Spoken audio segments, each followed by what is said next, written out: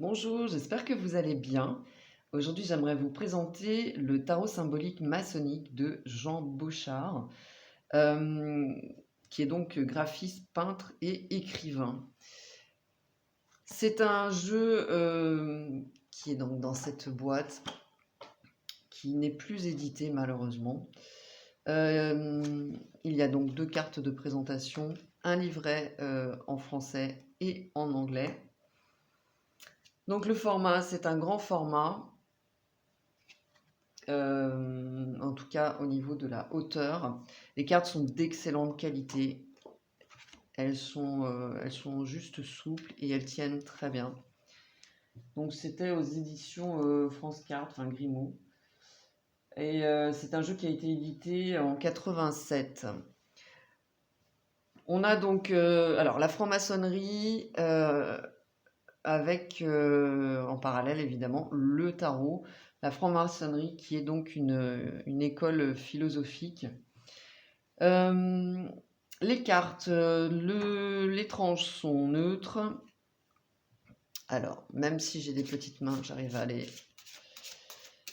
les brasser comme ceci. Évidemment, on a la possibilité de faire dans ce sens. Les cartes sont d'excellente qualité, je vous l'ai dit, elles glissent très bien et elles sont très agréables. Donc on a un jeu de 78 cartes avec des illustrations qui sont très très inspirantes et très jolies au niveau des couleurs. Il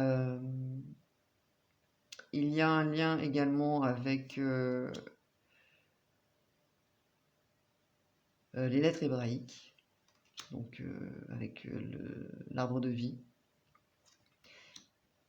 Et on a une approche philosophique, spirituelle.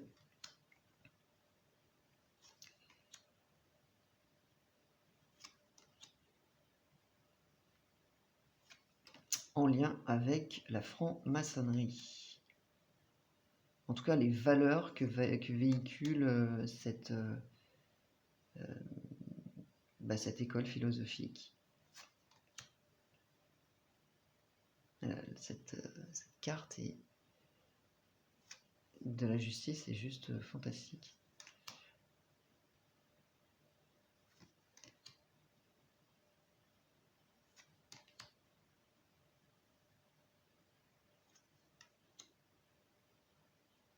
Donc ce voyage initiatique de l'humain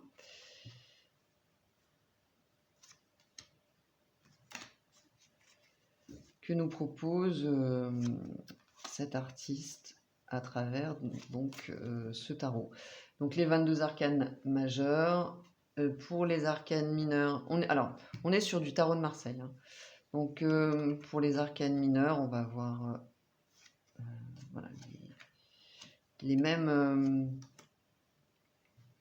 le même style graphique, même les cartes qui ne sont pas illustrées sont, je trouve, très très belles. Alors malheureusement, aujourd'hui, on le trouve assez cher sur les ventes en ligne, sur les sites de vente d'occasion.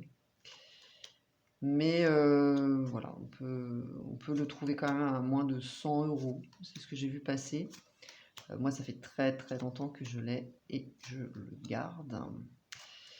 Mais il est très très beau. Hein.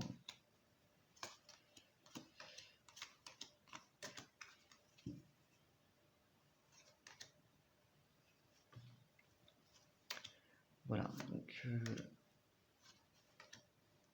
les coupes, les épées.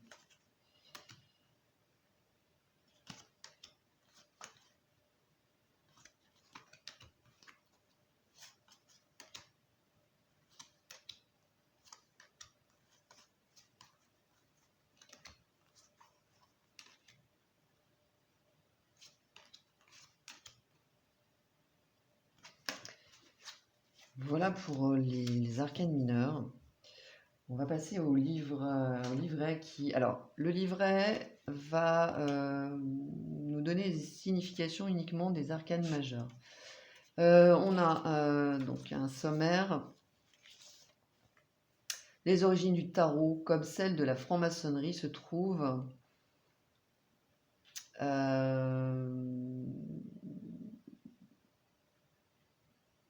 dans la tradition. Attendez. Il y a une... Voilà. Ou se perdent, hein, ça c'est un point de vue, dans le champ des mythes à l'aurore de notre civilisation. Leur évolution participe en tout cas de ce qu'on appelle la tradition. Voilà, donc il y a une explication là, de la naissance du tarot et de la franc-maçonnerie. Ensuite, le mode d'expression du tarot et ceux de la franc-maçonnerie sont fondés sur l'utilisation du symbole. On est bien d'accord. Il y a également, voilà, où est-ce que j'avais vu une explication? Voilà. Tarot et franc-maçonnerie véhiculent une même pensée traditionnelle et participent également à l'évolution de l'esprit de l'humanité, dont ils sont parmi les éléments moteurs. Leur finalité même est semblable. La franc-maçonnerie, école philosophique dans son essence, a pour but la recherche et la compréhension de l'individu en lui-même dans ses rapports à l'univers. Elle est fidèle en cela à sa vénérable devise socratique: connais-toi toi-même et tu connaîtras l'univers et ses dieux. Le tarot, quant à lui, est avant tout un révélateur et un moyen d'investigation. La réflexion qu'il propose sur les signes et leurs possibles associations apporte à l'individu des clés pour la compréhension de son être propre. Donc c'est clair, hein, c'est très clair. Donc la structure du tarot, ensuite les contenus du tarot, et on a par exemple le premier septénaire, donc les lames de 1 à 7 qui correspondent à l'intériorisation, le deuxième septénaire de 8 à 14 qui correspond à l'expiation, donc les efforts, troisième septénaire de 15 à 21, la rédemption. Donc les constats, les efforts, et enfin la renaissance. Et les nouveaux états d'être. On a un petit tableau, pareil, hein, qui parle des tendances qui s'expriment. La construction de chaque lame, et puis on va avoir la signification de la lame. Au niveau de la signification, on est quand même sur quelque chose de... alors je vais vous lire par exemple l'amoureux, tiens. On va prendre la carte de l'amoureux, qui est très très belle aussi.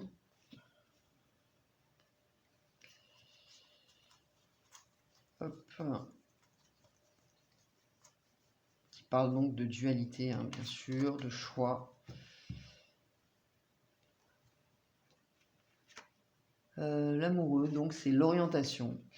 Pour aller à la conquête de son unité, l'individu est amené à faire un choix. Sortant de l'école du centurion Chiron, il se trouve à la croisée des deux triangles qui forment le sceau Salomon. Donc, vous voyez, donc on a l'explication de la symbolique. À la jonction du jour et de la nuit, le personnage est au centre de deux attirances. D'un côté, la passivité, la vie affective, et de l'autre, la rigueur de l'ascèse nécessaire à la recherche de la lumière. C'est aussi le choix entre la voie de l'intuition mystique et celle de l'étude gnostique, etc. Bon, je ne vais pas tout vous lire. Donc voilà l'explication, la signification de la lame. Moi, j'ai beaucoup appris, hein. Voilà, on a une autre approche du tarot qui donne encore d'autres perspectives, enfin de nouvelles perspectives, et j'aime beaucoup. Donc on est plus dans quelque chose de philosophique, de spirituel, et puis de concret aussi, hein. Voilà. N'hésitez pas à me donner vos avis en commentaire sur ce tarot très particulier. Que personnellement donc j'aime beaucoup, même si je l'utilise pas trop,